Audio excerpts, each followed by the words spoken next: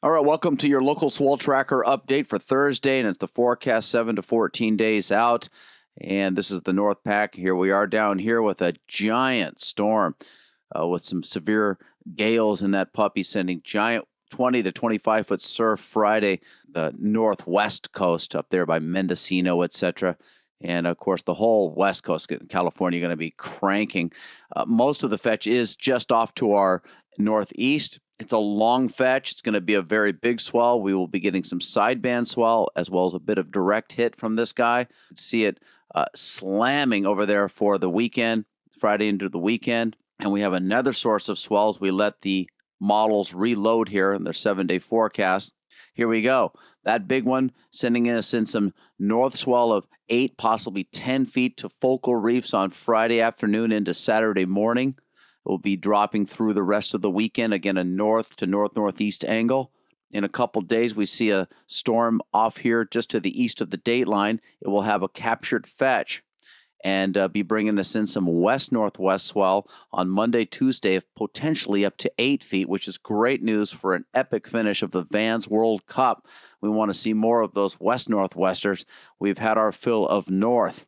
That's due to the blocking highs that have been unseasonably hanging out here to our northwest. These storms have pushed that low further down over the islands and off to our east, sending in some southerly wind flows and even south-southwest next week and bringing in the land and sea breeze pattern. However, I'll tell you, the clouds are thick enough, and if they remain so, the sea breezes may not play in as an important factor. We'll have to wait and see.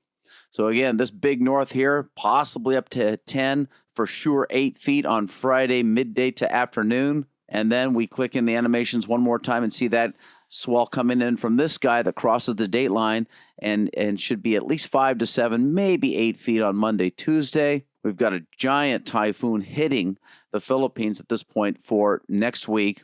That's bad news for them, but it is bringing in some big storm surf. And finishing off the animations, in about 7 to 8 days, we see some storminess forming right there by the dateline, which could bring in some waves from the west-northwest around the 9th for the Billabong Pipeline Masters.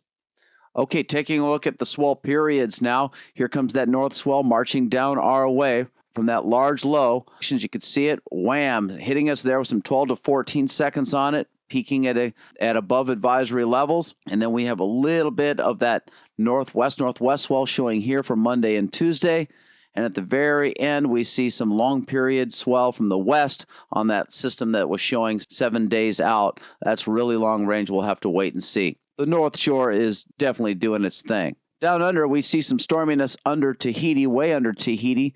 The track is not optimal, so we may only see a little bit from that. We have a little bit of storminess in the Tasman Sea. We're not likely to see much from that either. And then in a few days, Saturday, we see this storm system, even though compact, it does travel away from us. All this is resulting in pretty much just background pulses for the South Shores. We'll go ahead and take a look at some for the South Shores to rise. Speaking of the South Shores, about a week ago, we had a little bit of a fetch here under Tahiti. That should bring us in up over the weekend. It's not going to be anything special. We do see something keeping it rideable for town this weekend. Here comes that little guy adding to the mix, all small kind.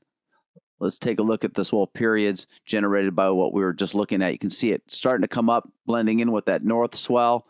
Let's call the South Shore 2.5 feet early next week. Okay, from the global perspective, you'll take a look at that north swell coming down from that Gulf storm right there. And then we get a little bit of pulses trying to come up from the South Pac for about December 4th and 6th.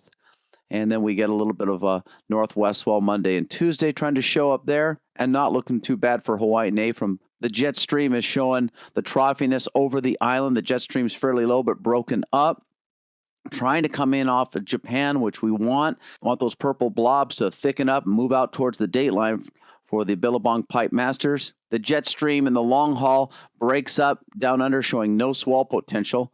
However, right now, we see a few equatorial bound flows leading to those swells within the first week of December. Check out the surf forecast grid at surfnewsnetwork.com. Let's take a look at the surface charts. There's that giant low, bringing in giant waves for the west coast. It has pushed the high further Further south, you can see that jagged orange line. That's the ridge of elongated high pressure over the islands, leading to our southerly flows, variable winds, sea breeze patterns. This low pressure out here has an associated front, which will also bring weather, especially Saturday, Sunday, Monday. Will keep the winds possibly even south-southwest, which is not the best angle for the country.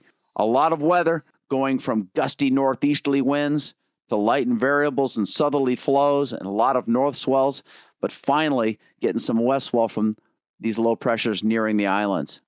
In the upper regions, you can see the jet flow and the upper level clouds.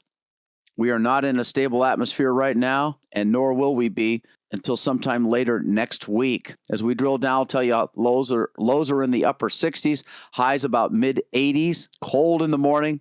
You can see the cloud movement on the surface levels underneath these upper regions pretty still, thanks to the light and variable winds. Right now, it's fairly dry, but that's going to change especially come Saturday, Sunday, and Monday. We'll wait and see as weather is a little harder to predict than the waves. And that's your update. We'll catch you back here next week on your local Swell Tracker.